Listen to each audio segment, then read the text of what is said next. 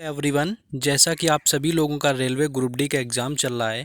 तो आज 29 सितंबर का फर्स्ट शिफ्ट का एग्ज़ाम अभी ख़त्म हुआ है। तो उन सभी क्वेश्चंस का यहाँ पर हम एनालिसिस करवाने वाले हैं, जो कि जीके, जीएस और साइंस के पूछे गए हैं। तो जिन लोगों ने चैनल को सब्सक्राइब नहीं किया, चैनल को सब्सक्राइब कर लेंगे, जिससे कि आने वाले हर वीडियो का नोटिफिकेशन आप सभी तक पहुँचता रहे। तो चलिए बिना टाइम वेस्ट किए क्वेश्चन देखते हैं। पहला क्वेश्चन पूछा गया था, सिंगापुर ओपन 2022 का खिताब किसने जीता है?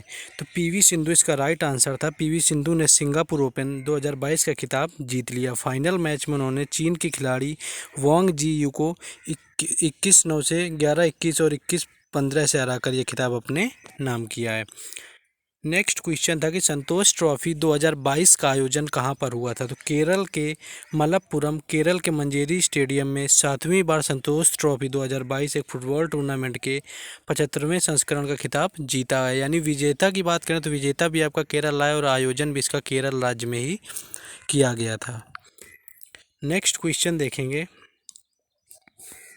नेक्स्ट था, मौलाना अब्दुल कलाम आज़ाद उर्दू विश्वविद्यालय कहाँ पर स्थित है? तो मौलाना आज़ाद राष्ट्रीय विश्वविद्यालय हैदराबाद तेलंगाना में स्थित केंद्रीय विश्वविद्यालय, इसका नामकरण अबुल कलाम आज़ाद के ऊपर किया गया था। नेक्स्ट क्वेश्चन है, सुभाष चंद्र बोस आपदा प्रबंधन पुरस्कार 2022 किसे दिया गया? तो अगर इसकी बात करें तो 2022 के लिए गुजरात आपदा प्रबंधन संस्थान की अगर हम बात करें तो प्रोफेसर विनोद शर्मा को, व्यक्तिगत अगर श्रेणी में आपसे पूछा गया था तो ये आपको प्रोफेसर विनोद शर्मा को दिया गया है। और अगर संस्थान यानी ऑर्गेनाइजेशन के लिए पूछा गया तो गुजरात आपदा प्रबंधन संस्थान को दिया गया है। तो अगर उसको आपको ऑप्शन के हिसाब से देखना है कि व्यक्तिगत श्रेणी में प्रोफेसर विनोद शर्मा को दिया गया है। नेक्स्ट क्वेश्चन था, मौलिक कर्तव्य संविधान के किस भाग में रखे गए हैं? तो मौलिक कर्तव्यों की बात करें, संविधान के चतुर्थ भाग में वर्णित ये कर्तव्य व्यक्तियों और राष्ट्रों से संबंधित है। यानी अनुच्छेद 51 के तहत इनको रखा गया 42वें संविधान संशोधन में सरदार स्वर्ण सिंह समिति की अनुशंसा पर, जो कि भाग 4 में है आपके। नेक्स्ट है, संविधान का अनुच्छेद 76 किससे संबंधित है? संविधान के अनुच्छेद 76 के अनुसार राष्ट्रपति उच्चतम न्यायालय के न्यायाधीश होने के किसी व्यक्ति को भारत का न्यायवादी नियुक्त करता है। यानी भारत के न्यायवादी की नियुक्ति से संबंधित ये क्वेश्चन आया हुआ था आपका, जो कि अनुच्छेद 76 यहाँ पर यानी आर्टिकल 76 पूछा गया था। वह भारत का मुख्य कानूनी सलाहकार तथा उच्चतम न्यायालय में भारत का प्रमुख सहकारी वकील होता है।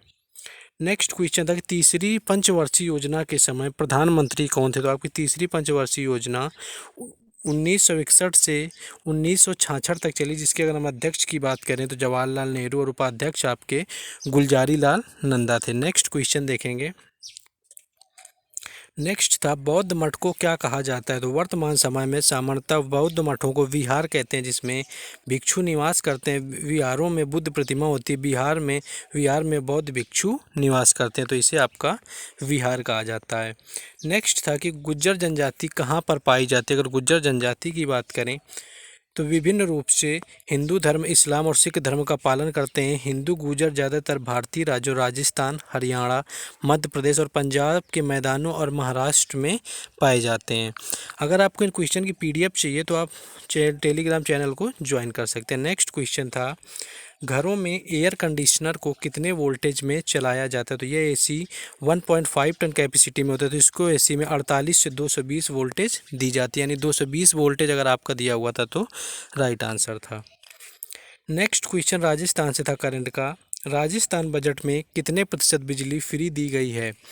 तो सीएम अशोक गहलोत ने बजट सत्र के दौरान इस घोषणा की थी कि राजस्थान में बिजली दरों को महंगे होने के कारण लंबे समय तक इस पर सवाल उठाए जा रहे थे। इसके बाद सीएम ने 50 यूनिट बिजली फ्री देने का आश्वासन यानी दिया और यानी घोषणा की थी 50 यूनिट बिजली फ्री देने की।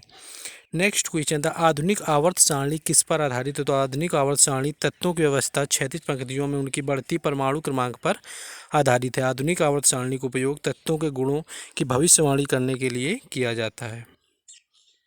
नेक्स्ट क्वेश्चन था, हिमालय का जो हिस्सा भारत में आता है उसे क्या कहा जाता है? अगर हिमालय के हिस्से की बात करें आपके तो जम्मू कश्मीर में इसे पीर पंजाल, हिमाचल में इसे धौलाधर, यही धौलाधर आपका पूछा गया था।